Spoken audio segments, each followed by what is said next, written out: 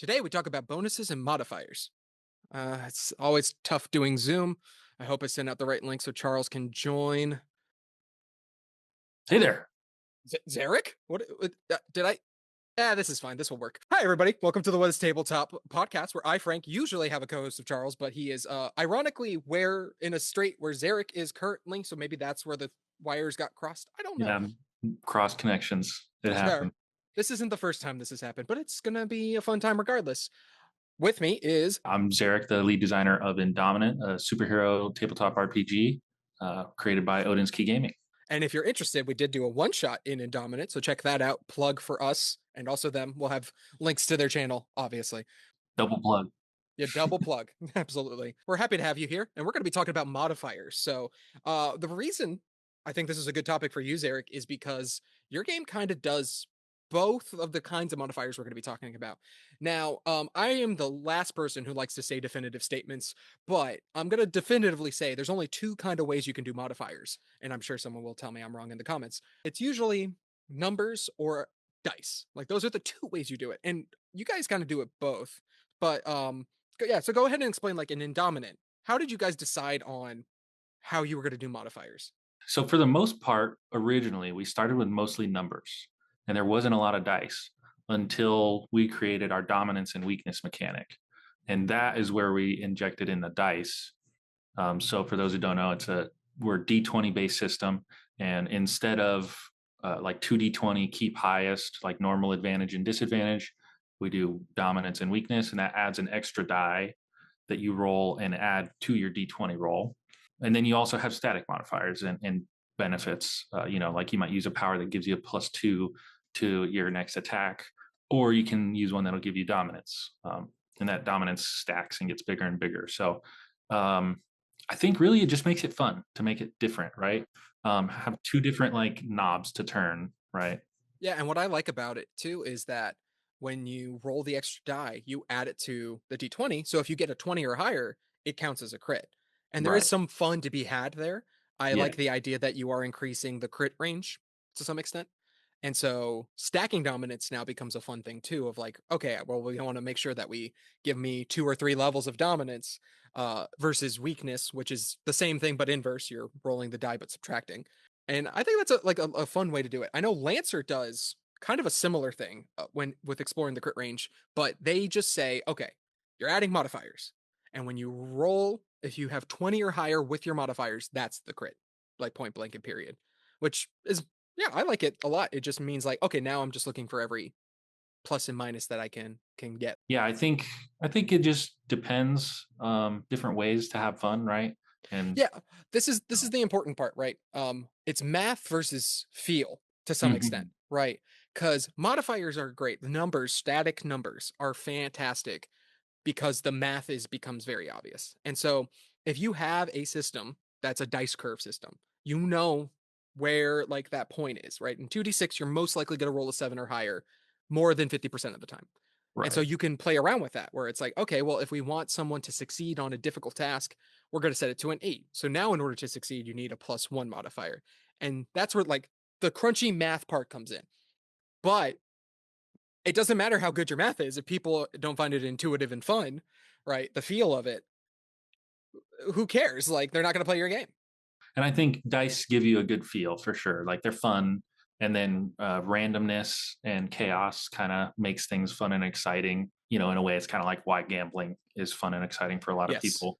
Yes. This And is how I so, gamble. Is right, with my exactly. characters' lives. Yeah, me too. So it's that same sort of feedback loop and feeling that people get, right? So, but I wouldn't say either's wrong. Like you can have a fun game like Lancer with just numbers, like number go up kind of stuff. And what's interesting too is there's still math involved with dice. Even if you're only rolling like a d4 plus a d20, you can look at it from a math perspective of like, well, if I'm rolling a d4, I'm guaranteed a +1, right? Usually guaranteed a +2, right? Like I know I am going to have that +1, and then statistically, I'm going to have higher than a +2. So like you can math that out a little bit and be able to say like, well, by adding a d4 to this roll, how more likely am I to do that? And usually a lot of this plays into like your successes, which is another video we have. Ultimately, that's kind of like like what you want to be thinking about is how like if your target number's flexible, well then what are your modifiers looking like? If it's static, then your modifiers need to be a lot more precise. Like in talking with Charles about our game that we're making, he's like, "Oh, I want to add a +1 for this feat, but this feat and this feat." And I'm like, "Bud, that's too many pluses. We need Right. to You're make +1s like rare."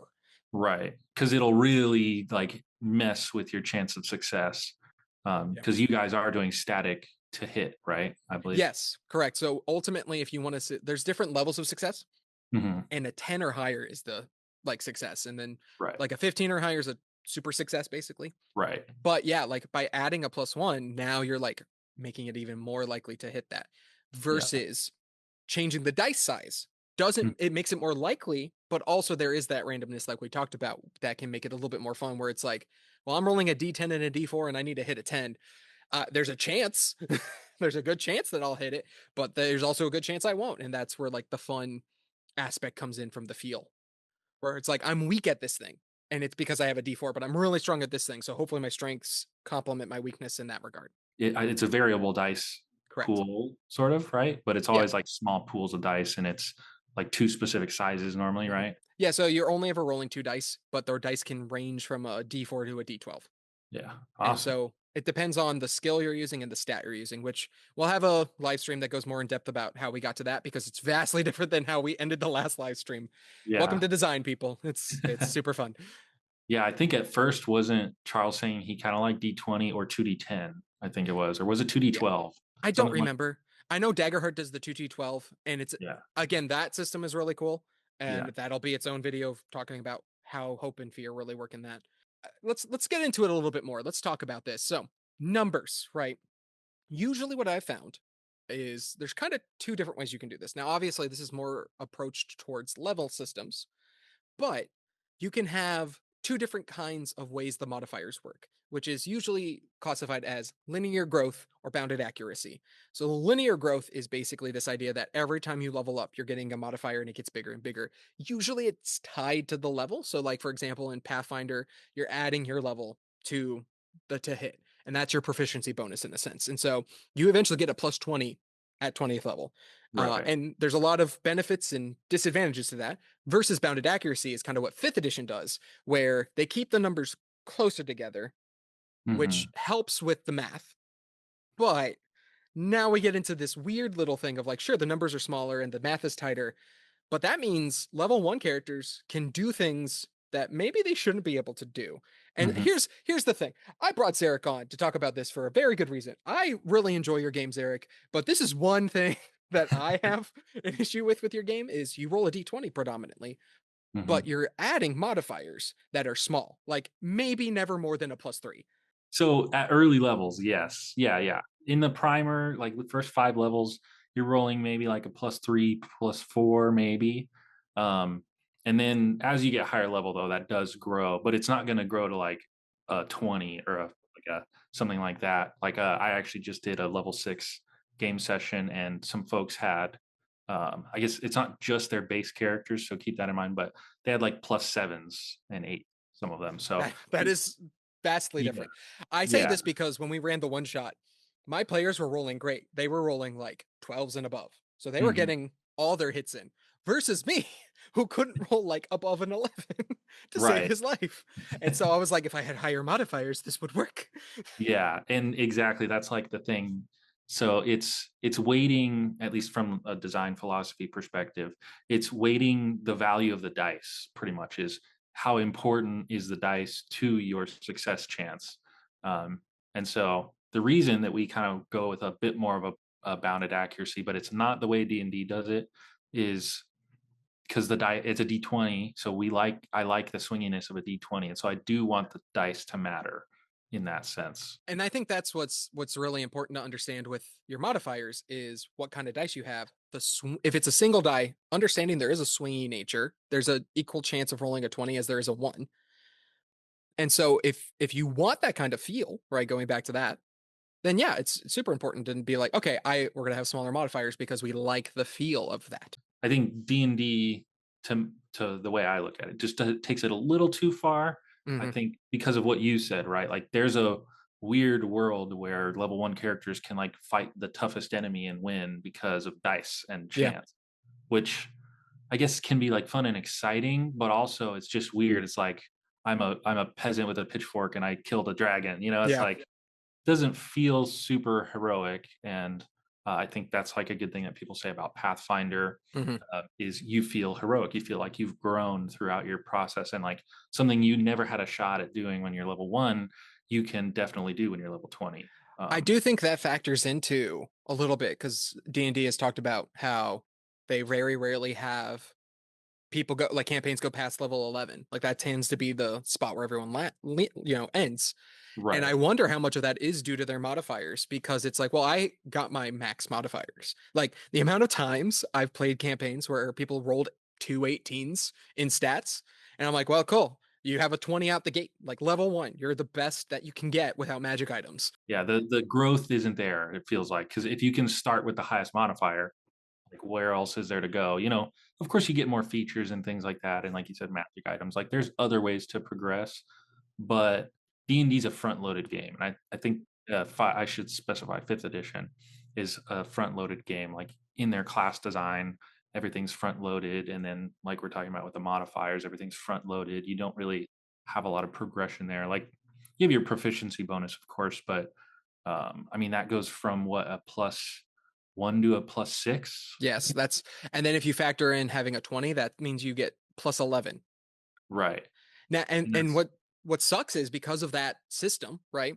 Where you're only getting a massive plus six. That means if your expertise in something at like when your proficiency is three, it's already like hit the max that it would normally, and it's going to keep growing. So it's like I understand the idea of like, oh, cool.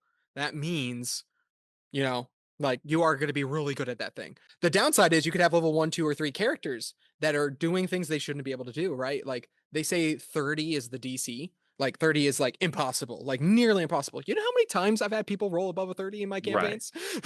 right. Right? All the dang time because they're Yeah, min pass without maxers. trace. Yep. It's like, Yeah. yeah, you're invisible. I don't, whatever happens. Mhm. So that's where dice, right? Let's talk about that a little bit because we talked about the math. So in the feel versus math debate, it feels like numbers tend to lean more towards math and Mhm. dice tend to lean more towards feel. And it's because it's fun. Like it's fun to roll additional dice. Now, obviously, again, like we said, you should have the math understood when you Mhm. add it. And that's where things like anydice.com, that's Right. a very, very useful thing to be like, So well, nice.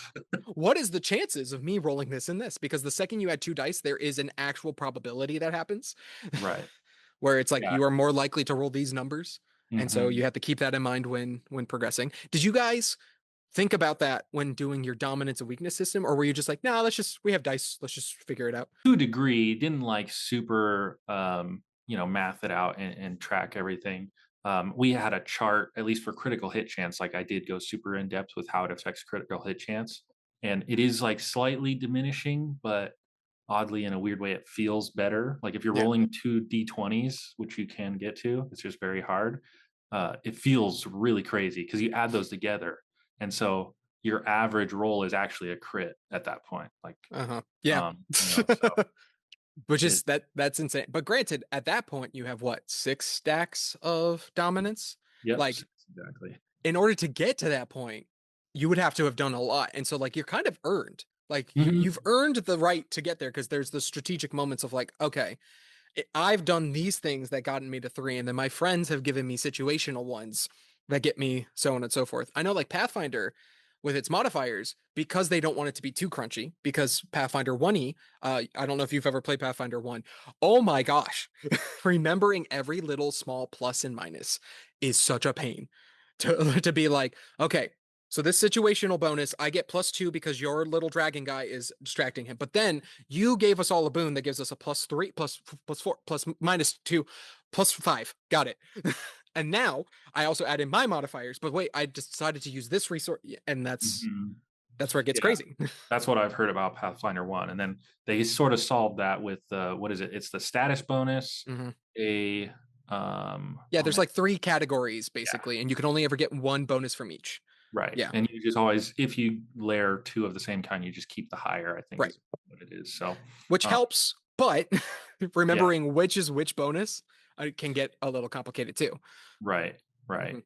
And that's Um, where I think like D&D does it well with the advantage disadvantage idea mhm. of it's just say yes or no. Are you in an advantageous spot or are you in a disadvantageous spot? Cool. Roll and take the higher number, which Yeah. in and of itself is technically a modifier because your Right. likelihood of rolling the number you need does go up. Yeah. It's weird how the math works. It's like roughly a +5, but not really. Just because that's how that stuff works. But And I think that's why people will like adding dice, is because sure you have to know the math, but it's more about a feel. It's good to know like, oh, okay, I'm gonna roll with advantage. So I'm rolling 2d20, I'm gonna take the higher. Like that's super intuitive. And like as we talk about, you want intuitive game design. You don't want a game where your players are struggling to remember the rules because niche scenarios keep popping up. So maybe you shouldn't have had that. In our yeah. Discord, we had someone talk about how they wanted a system where there's a flat like target number, but then your armor uh decreases the number, but then you have modifiers that like increase it and this and that. And someone else pointed out like why not just add all of that into the target number before you even have to roll? Why have the Right. players have to do all the math in front of the screen Hmm. when you already know like this is a static number? Just make it that. Right. Yeah. Add your modifiers and write that down as your Yeah. sort of number instead. Yeah. Yeah. And again, that's where like dice, it's like, oh, I don't have to worry about that. I'm just gonna Mhm. roll a d4. Cool. But again, if you're only going in for feel, you gotta know what that math is. So like talking with Charles, where we're using two dice, and those dice vary from depending on how good you are at something. Adding a third die drastically changes everything. Like drastically. And so in my head, I'm like, okay, if we have abilities that can add a third die, it's only going to be a d4 and that's it. Cuz Mhm. cuz outside of that it becomes so broken. Cuz Yeah. we based it off our target number of 10 off of Mhm. a d8, two d8s being rolled. Okay. Because that's like our average. Is like if you're decent at something, if you're average at something, you're rolling two d8s. Okay. And most of the time you're going to get 10 or higher for the most Mhm. part. And Yeah, it's like, so 60, 65, I think, or somewhere yeah, in something there. like that. I'm not a math guy. I just pretend to be. But adding a D4, like we said already, you're guaranteed a +1, but most likely you're going to be rolling two or higher. Now that means it's like what 75% of the time, and if we want an average person to succeed a certain amount of times, which so far in doing the math, that's what's been happening is it's been about a majority of our dice rolling has been failures and successes, like right in that middle range. And then like the extremes happen occasionally. Like it's been a perfect dice curve. And so what we get to do then is play around with that a little bit, where it's like, well, it's a 50% chance of you succeeding or failing, but now you get some choices. If you fail, do you want to succeed at a cost? Where it's like that cost is giving the GM a resource that they can use against you later. Okay. Right. And like that's a fun thing that we'll eventually talk about with some people. And we found that that's actually been a lot of fun of Mhm. being like, do you choose failure or not? Do you Right. want to do that? And it's like, oh man, I don't know. Right. I think Yeah. in this situation, I won't. I would rather fail. Right, Versus right. in this situation, nah, that's fine. Nothing bad's happened yet. Mhm. Give the GM a resource. Who cares if they're going to use that against us? And so, like, but that's all down to feel. That's not necessarily down to like the crunchy numbers, right? And it's all based off of the fact that we're rolling dice more than we're rolling and adding modifiers. Yeah, because I think you were telling me earlier, like, you don't have a lot of modifiers, like, almost No, none. we have a resource called Smarts, where you can spend it and add a +1. Yeah. And so it's like that's in and of itself is something everybody has, but you Mhm. have to choose to spend a resource. And so Right, it's right. like, are It's you going to limited. use that or not? Like, Mhm. maybe, maybe not. Versus there's another resource that lets you re-roll, right? And so again, it's kind of both. But yeah, ultimately, I told Charles, let's be very sparing with our pluses. Like, Mhm. if we want a +1, it's going to be rare. Yeah, because otherwise you can quickly break the math down, which then like math and feel are different, but they tie together quite a bit. Like sometimes if your math is broken, your feel will break down too. Like if it's way too easy to just give yourself 100% chance to succeed, then the feel is gone. You might as well just guarantee what happens. It's funny, in talking with our players, we were talking about how they like there's a chance that they'll fail, but they don't want to fail too much, right? If you were to tell a player like, "Hey, do you want there to be a chance of failure?" Like, "Yeah," because they want to know they overcame that chance. But if you were to say, "Oh, it's a 50% chance you'll succeed or fail," they hate that. Okay, it's a 65% chance that you'll succeed. They kind of don't like that either. They Yeah. kind of want to succeed more than they fail, but they want failure to be a viable option, right? Mhm. And so that's Right. again going back and forth. So it's not real, we're circling around the point, but it's basically you need to have both math and feel play a factor Mhm. into this, because if Yeah. you only think about one versus the other, like it's a good starting point, but Mhm. eventually you will need to factor in the other. So like you can start Right. with math and be like, okay, we're doing a dice curve, we know exactly what modifiers we need. If it gets too complicated, where it's like, okay, there's the success, but then a minimal success, and then a maximum success, and then over success, people are going to be confused and it's going to not feel good. Versus with the dice, right? If it feels intuitive to just pick up a die and roll it, great. But if you don't think of your math, that's going to skew your game so much that you're going to have options that you didn't realize are just like going to be chosen constantly, right? I think, like we were talking about it, right? Fifth edition is front loaded. That means multi-classing is the best Oh, thing you can do, yeah, right? multi-classing. No. Yeah. And like, it's funny too, because like they finally changed it in the new version of fifth edition. But I remember people being like, well, you have to take a double dip into fighter just for action surge. Yeah. And it's like now it's like, okay, you can't cast a spell with that. So now Right. like at least half the classes don't want to take a fighter. But before it Right. was like, well, what's yeah, if you want the best Everybody. thing, Yeah. yeah. Everybody should be a fighter level 2.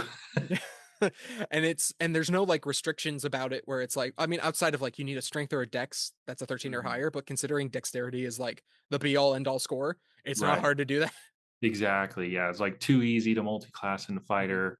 And yeah, that's where math versus feel, right? Yeah. There wasn't necessarily math to back that up, I would say. And you could tell too they didn't want the field to overtake it too much because they didn't have a bunch of prerequisites when it came to multi-classing.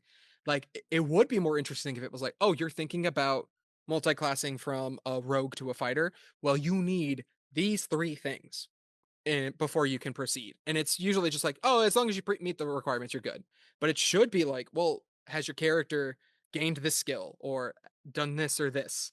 Now that you've shown that your character is growing towards that, oh, now you can add it. But that's not how it works. Yeah, and like they definitely considered some math in some ways. Like adding a new class doesn't just give you an extra bonus, like a flat bonus per. So there's some considerations, but yeah, yeah. Don't want to harp too much on D&D. It's a good game, but I mean, ultimately, we use that as a good like baseline because I think most people know about fifth right, edition Dungeons and Dragons, and then we can like play off of that. That tends to be exactly. what we do. Again, I think their advantage and disadvantage is probably the best thing they have going for them. Very intuitive and clean. Now, the fact that it doesn't stack is a thing that many people have talked about being a problem. I'm for it personally, not stacking. I like the idea. It's like it doesn't matter how much advantage you have, advantage is advantage, and if you have advantage and disadvantage, doesn't matter how much more you have, they just Hmm. cancel out because that's just it's quicker. Like, Right, yeah, but clean, simple. yeah, Yeah, but I know you guys don't do it that way, and I think that's fine too. Of yeah. like understanding the different levels, I think that's Hmm. okay. As long and I've told this to Charles, like you can have complexity in your game, just don't have so much complexity that it gets lost. So like if the complexity is in the levels of dominance, that's fine, but then don't make it when you're rolling the dice, it's also complex. Right, right. Like you have to do some extra special thing to figure out what it adds. Yeah. I'm big on like simple rules. That way, like you said, it's just, oh, I just do it. I just roll two dice. And I think the thing that makes people not like the stacking or the lack of stacking in D&D is that you just get access to advantage too easily. So there's a lot of things that just don't do anything because there's so many stacking layers of advantage. And then if one disadvantage comes by, it just knocks out all of that. So it can Yeah. feel bad sometimes, but it's a really clean and good system. It's like I always agree, like 2d20, keep the highest or keep lowest is like so clean and simple. Hmm. You just have that word advantage or disadvantage and you know exactly what to do. Yeah, we were thinking about for one of our things where you can re-roll the dice, and it's like, well, am I re-rolling one die or two? Hmm. Because that makes a huge difference. If I can re-roll only one die, I'm re-rolling the smaller one. I'm having a higher chance to succeed, right? Hmm. Versus rolling both dice is like, well, I didn't make the number. Hopefully I make it again. Like it doesn't change the results too much in that regard. Versus the more like active choice the player has of like one die versus two. And I'm still going back and forth on which version I like more of. Do you just reroll both? Because that feels more intuitive. But like I like the control that comes from that. And if again, it's nice to have that. Do you just add a plus one, knowing what the result is? And then that changes. Like if you get a nine, adding a plus one is a no-brainer, right? Right. Versus the chance of rolling better, right? And so I there's a part of me that leans towards just re-roll because you if you want the actual guaranteed thing, take the plus one versus this is a risk it all kind of a situation, right? I know you and Peter are doing another tabletop community spotlight thing with like death rules, right? Yeah. And so I flesh those out. We'll have a video come up at some point. But the idea is I like in death rules, right, where it's player choice of like here's the guaranteed thing Mhm. or here's the risk option, Yeah. right? And it's the same with modifiers. I like having static numbers. That's a guaranteed bonus, Mhm. but the risky option is fun too. Like we like gambling, like you said. Yeah, death mechanics are interesting. Like the that sort of idea of controlling what happens when you die is becoming very popular. Like, Daggerheart's doing it. Peter has that. I'm sure there's several other games. Sounds like you guys are going to go that route. I mean, yeah, because we have ways to mitigate it before you even get to that point. Like if you're getting to the point of death, like you have done some things that you shouldn't have. But like that's choice. That's a big thing we're looking into is like player choice. How much player autonomy is there? And like with fifth edition, it's like you're downed. You might not realize like, oh, I've just got downed because how swingy it is, right? And now you're just making random rolls, and occasionally you might have an ability that makes it easier. But like your death is just like, let's see what fate says. Hopefully it works out. Yeah, I find that doesn't feel super great. We went like the opposite. It's just you choose if pretty much because somebody has to heal you to bring you back from being downed, um, and you have like a permanent weakened state from that with injuries. But there's no chance there really. It's not like I might stand up or I might not. It's you're standing up now, but because you made the choices, like you said, right? You kind of like played in a way, or the dice, of course, have a play in it, but to where you became downed now, like you have the power to get back up if your allies can get to you. Like maybe the enemy stops them from doing that. And so, yeah, ultimately, I think, like we said, a lot of this is about choosing what you like more. Do you like Mhm. more control? You'll tend to lean towards numbers. And do you like more randomness and fun? You'll probably tend to lean more towards using dice as modifiers. But Mhm. ultimately, neither of these is like solid in one category or another, right? Like Star Right. Wars, you roll funky dice, but like what you're doing is you're changing the size of the die. Right. Mhm. When you like, oh, maybe now I have more of the bigger die, the yellow die that gives me a better chance to succeed. That's a cool way to do it, but they also have done the math to know like we know that there's only this many successes on this die and this many successes on this die. Right. And so there's a lot of different ways you can do this to make it fun and also not break at the same time. Right. Right. Have some level of like an understood expected outcome, Yeah. or maybe expected is the wrong word, but just like that chance Right. that you get the outcome that you're looking for. Yeah. Well, thank you for joining me, Zarek. I hope you do well, and hopefully next time I find Charles on the internet instead of another designer. Yeah. You caught me in the middle of working. Okay. All right, I'll let you get back to it, by the way. Okay, work on your Kickstarter. All right. Sorry, backer kit. I will get this right eventually. It's okay. Everybody does it. It's like the Kleenex. All right, everybody. Take care and stay witty.